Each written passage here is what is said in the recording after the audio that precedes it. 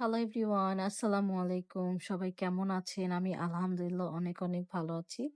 Office থেকে আসার পরই আমি হাত মুখ ধুয়েই আজকে রান্না করে রেখে দিচ্ছিলাম, যেহেতু কালকে শুক্রবার। তো আর ফ্রিজে যেহেতু কোনো তরকারি ছিল না আমাদের, আজকে রান্না করে রাখতেছি ২ রকমের মাছ।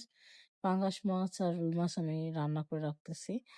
পাঙ্গাস মাছটা ভাজতেছিলাম এক সাইড থেকে, আরেক সাইড থেকে পেঁয়াজ বেরেস্তা-টেস্তা করে আমি রান্না চড়াই দিয়েছি। পাঙাশ মাছ কষায়-টষায় সবকিছু মসলা-টসলা দিয়েছি। শুধু এখানে টমেটো দিয়ে পাঙাশ মাছ রান্না করতেছি। আর এখানে আবার রুই মাছ ভাজতেছিলাম। রুই মাছটাও রান্না করে রেখে দিব, যাতে ২-৩ দিন চলে যায়। আমার যখন অফিস থাকে না তখন আমি মানে সবকিছু রান্না করে রেখে দেই তরকারি-টরকারি। কারণ অফিস থেকে আসার পর একটু টায়ার্ড লাগে। রান্না করতে যদি মনে না চায়, এই চিন্তা করে আমি রান্না করে রেখে দেই। তো আমার হচ্ছে রুই মাছ আর পাঙ্গাস মাছ রান্না করা শেষ। তো আমি ইফতারির জন্য স্যুপ রান্না করে রাখবো।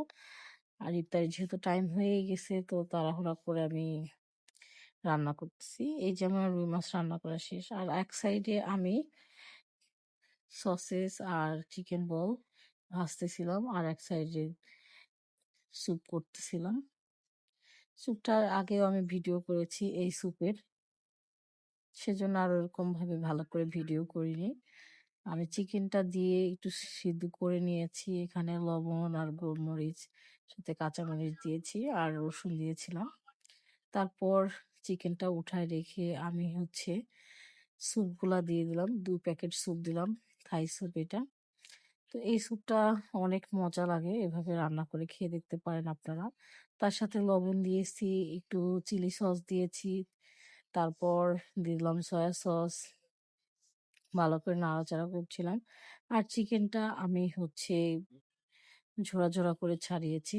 ছাড়ার পরে এখন আমি স্যুপের মধ্যে দিয়ে দিলাম। সাথে গোলমরিচ দিয়েছি। স্যুপটা একটু নাড়াচাড়া করতেছিলাম। আমি একটা ডিমও ভেঙে দেব।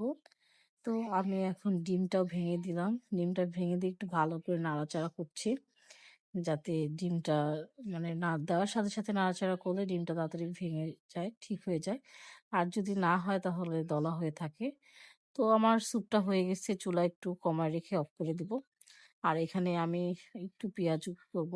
এই যে আমার স্যুপ হয়ে গেছে, দেখেন কালারটাও কিন্তু সুন্দর আসছে। হালকা একটু মনে হচ্ছিল ঝাল ঝাল হবে, কারণ আমি অনেক গোলমরিচ দিয়ে ফেলছি।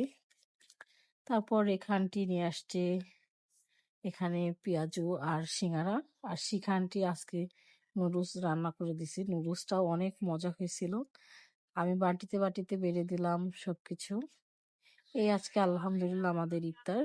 আজকে আমরা স্যুপ দিয়ে শুধু ইফতার করব। সবাই ভালো থাকবেন। নেক্সট ভিডিও দেখার জন্য লাইক করবেন, শেয়ার করবেন। আল্লাহ হাফেজ।